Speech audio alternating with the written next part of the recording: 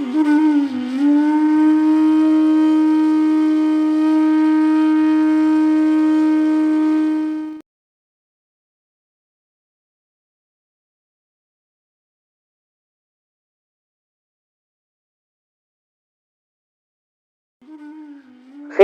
દિવસો. કાલે પતંગ 2 દિવસ લૌકિક કે ઉડાડી એનાથી આપણને કઈ મતલબ નહીં, પણ આપણા ઠાકોરજીએ ઉડાડી એનો આપણને આનંદ. ઘણા એમ કે એ તો ત્યારે સારસ્વત કલ્પમાં. ના મારા વાલા, ના.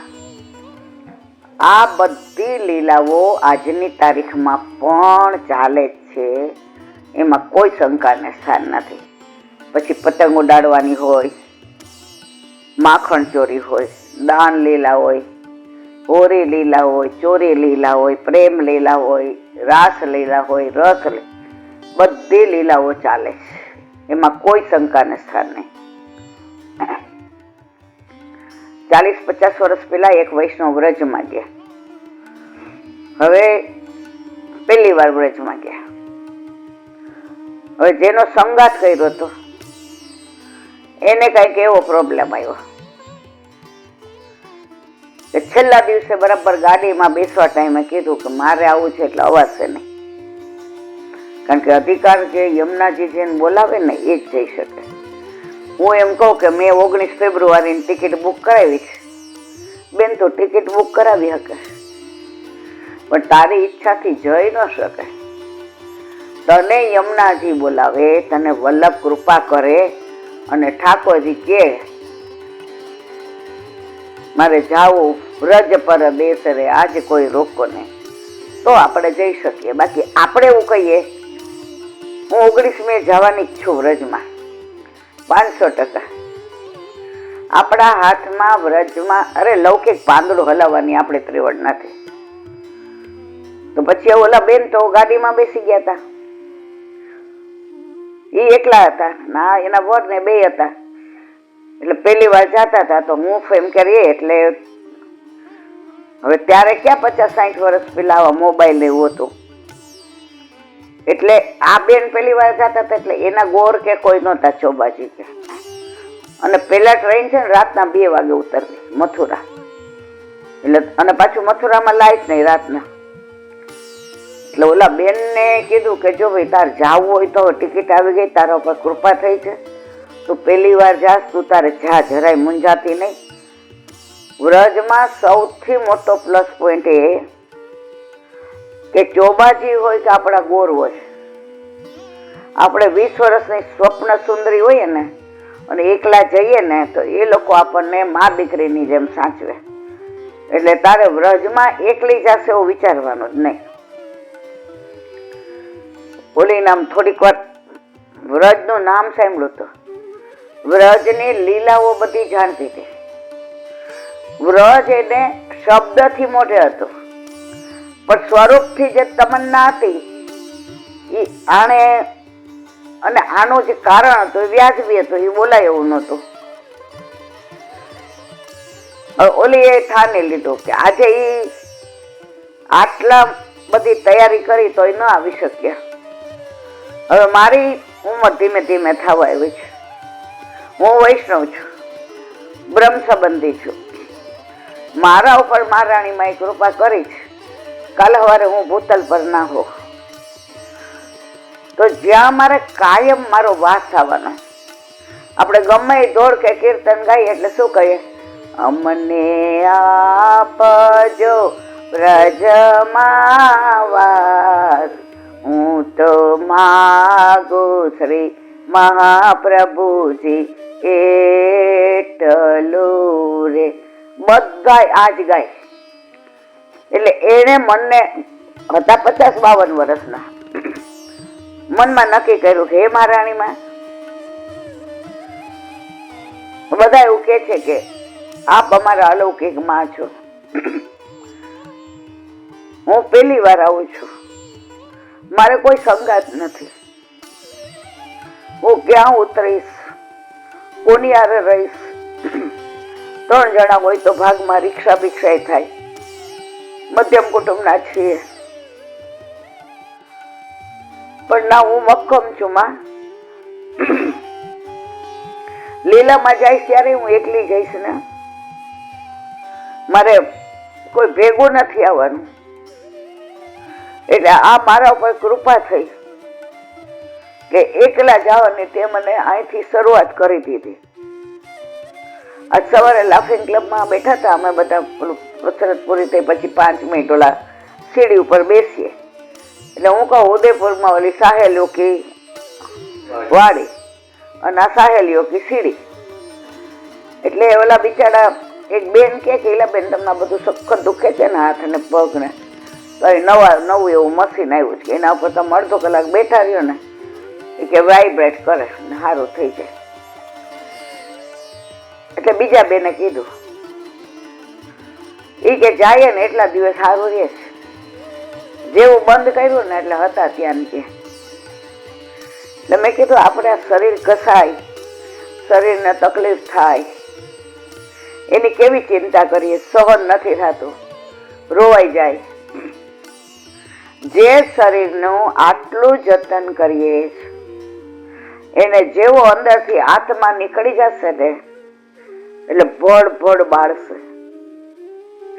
એક ભૂલમાં અહીંયા સેજ વગરનો છાંટો ઉડ્યો હોય ને 10 વાર કહી અલા બહુ બળે છે, બહુ બળે છે. હવે ત્યારે તો બાળી જ રાખશે, બળવાની તો વાત જ નથી. તો જે નાશવંત છે ને એનું જતન કરીએ છીએ, એનું પાલન પોષણ કરીએ છીએ. અને જે આત્મા નથી બળતો, નથી જળતો, નથી છેદાતો, ગીતામાં કહ્યું છે ઠાકોરજીએ, નહીં એને કઈ અસર થતી, તો એ આત્મા માટે આપણે બધા શું કરીએ છીએ? કશું જ નહીં. બ્યુટી પાર્લરમાં તો આ દેહ માટે, સારું ખાઈએ જીભ માટે, સારું પહેરીએ શરીર માટે, બહાર જઈએ આત્માના આનંદ માટે નહીં, મનના આનંદ માટે. તો આ બધું શરીર માટે કરીએ છીએ. તો આત્માનો આનંદ શેમાં છે? સત્સંગ, સેવા, સ્મરણ. એને આપણે પાર્ટ ટાઈમ જોબ બનાવી દીધી કે સવારે 1.5 કલાક કે કલાક, પછી જે તાળા મંગળ કર્યા અને બહાર નીકળ્યા મારા વાલા, બીજે દી સુધી હરામ બરોબર ત્યાં હામું જોઈએ. તો શું કામ? વળી ઠાકોરજી છેડો પકડી લે બોલાવે તો આ લૌકિક છૂટી જાય. માગે છે શું ખબર? એ મારા વાલા લૌકિક છૂટે તો સારું, પણ ક્યારેય આપણે પ્રયત્ન નથી કરતા કે લૌકિક છૂટે. ઘરમાં આપણી એટલી આસક્તિ. જોયું? હવે મને કોઈ પૂછે છે, નોકરી કરતી ત્યારે કેવું કરતા બધા, હવે આપણી કઈ છે હવે ભાઈ બેસ ના ચાની મને, તારી જરૂર તારા ઠાકોરજીને લાડ લડાવવાની છે, જે તારી રાહ જુએ છે, જેને અત્યાર સુધી તને એકલી સંસારમાં એટલે મૂકી કે આ બધા તારા નથી. જ્યાં તારે પ્રયત્ન કરવો હોય ને પરીક્ષા કરવી હોય તો કર. હવે દરેક વખતે આપણે નાપાસ થયા હોય, દરેક વખતે નાપાસ થાય એટલે એક ધોરણમાં હોય, તોય આપણે પ્રયત્ન છોડતા જ નથી. નહીં, ઠાકોરજી કે હવે આને મારે આ સ્કૂલમાંથી ઉઠાડી અને મારી સ્કૂલમાં લઈ જવી પડશે, તો આ ઈલાબેન સુધરશે, નહીં તો સુધરશે નહીં. તો બધા કે આ વાત તો સાચી છે. હવે જો બધા લૌકિક જ અમે કરતા હોઈએ બરાબર, પણ જેવી આ વાત થઈ એટલે પછી બધા ચડી ગયા જ રવાડે. હા સાચી વાત છે, સવારે આપણે કેવો સેવામાં આનંદ આવે, આમ તેમ. ચલો હવે જય શ્રી કૃષ્ણ. વાતનો વિષય બદલાઈ ગયો એટલે અમારે શાંતિ. તો વાત આ બેન ની કરતા હતા. રાતના 2 વાગે મથુરા આવ્યું.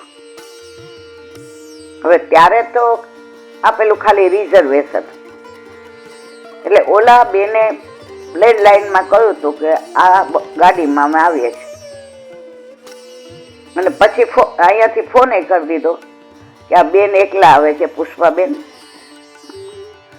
તમે જરા જોઈ લેજો. એ બેને કોઈ દી વ્રજમાં मैं तो चिंता मत कर, यहाँ ठाकुर है, यहाँ यमुना जी है, यहाँ गिरिराज जी है, यहाँ वल्लभ है, तू काहे की चिंता करे? तेरी चिंता तू करती है तो क्या नहीं, तो वाकई चिंता क्यों करे? वाकई चिंता छोड़ दे। वो मायके आ रही है मैया,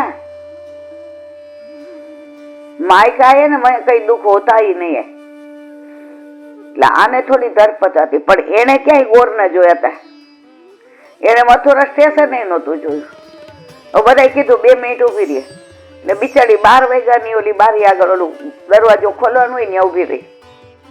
બાપા ક્યાંક આવી જાય તો બધાએ એને કીધું બેન હજી 2 વાગે આવશે. 2 વાગ્યા સુધી પગે થાંભલા થઈ ગયા તો ઊભી રહી. હવે ઉતરી તો ગઈ મથુરા જંકશન, હવે એના ગોરને મોડું થયું. 3:10 આવ્યા. એ 1 કલાક એને જે વ્યથા અનુભવી, હવે એ કે કરું શું, નહીં આવે તો? હવે એ કે ઓલા બેન નો લેન્ડલાઈન નંબર છે, પણ આ બેન ભેગી આવવાની હતી એટલે આ ગોર નો નંબર નથી. હવે જરાક મોહ ઉજણું થાય, બહાર નીકળું, ક્યાંથી નીકળાય, ક્યાં એસટીડી હોય. હવે ત્યારે એસટીડી નહોતા. હવે કરવું શું? જો પહેલી વાર જાય ને ઠાકોરજી જુએ, કોણ કોણ કિતને પાણી મેં કિસકી હે પહેચાન, ત્યાં એના ગોર આવ્યા. હવે ઈ ગોરે આને નહોતા ઓળખતા અને આ બેને ગોરને નહોતા ઓળખતા. હવે 2:10 ની આવેલી ટ્રેન કલાક થઈ ગયું ને એટલે આખું સ્ટેશન ખાલી થઈ ગયું. ત્યારે આટલા કુલી નહોતા, એકલા બેન અને 2-4 કુલી. ત્યારે હવે વાકડાય બેસવાનું નહીં. બિચારા ઓલો થેલો ને બેગ લઈ એકલા નીચે પલોઠી વાળીને માથે ઓઢીને બેઠા હતા. રોવું આવતું હતું કે વર વેલા પહોંચી ગયા, છોકરો ફોરેન ભણવા વયો ગયો, સંગાત સારો મળો વૈષ્ણવનો, તો એમાં આવું થયું. એટલે ગોરે આવીને સીધું એને જ પૂછ્યું, તું પુષ્પા હે ક્યાં? હા. હવે એને બીક લાગી પાછી કે અજાણ્યું જોઈને કોક મારું નામ જાણીને ગમે ત્યાંથી મને ઉલ્લુ બનાવે તો. એટલે કે હા ચલ ચલ ચલ ઠાડી હો જા, ઠાડી હો જા. એટલે કે તમારું નામ શું? એટલે ઓલા આનંદ હતા, નામ ક્યાં કામ હે તેરા, કામ સે કામ રખને ચલ. હવે આને એમ થયું શું કરું? પછી ગોર સમજી ગયા ચોબાજી કે એ મૂંઝાઈ ગઈ છે. કે તું રમીલા की है ना सखी, वाको तो प्रॉब्लम हो गया नहीं आई, चल मेरे घर पे, तो को धर्मशाला में नहीं रखूंगा, अकेली है ना तो गोरानी है, लड़का है, बहू है, वो छोटी सी लड़के की बिटिया है. बोले थी हाँ. હવે ઘોડા ગાડી કરી. એટલે ગોળ તો તમે અત્યારે જાઓ ને ભાઈ બેન, 20 વર્ષનો દીકરો હોય ને આપણે 18 વર્ષના હોય ને તો આપણે પેટનું પાણી ન હાલે, ગમે એવા રૂપાળા હોઈએ. એટલે ગોર આગળ બેઠા અને આને કે તું તાર પાછળ બેસ અને આ સામાન તારો. હું આની પાસે ત્યાં 500 નોટ નહીં 100 નોટો લઈ ગઈ હતી, કારણ કે સ્ટેશન ગયા ત્યાં સુધી તો હું હતું આની ભેગી જાઉં છું છેલ્લે હિસાબ કરીશ, આની ભેગી જાઉં છેલ્લે હિસાબ કરીશ. જઈને જાતા હોય 5000 રૂપિયા હું રમીલાબેન ના આપી દે. એટલે બિચારી બધી રીતે મૂંઝાયેલી હતી. ઓલા ઘોડાગાડી વાળાને ચોખ્ખી દીધા, અંદર ગયા, થોડી દેર સોચા.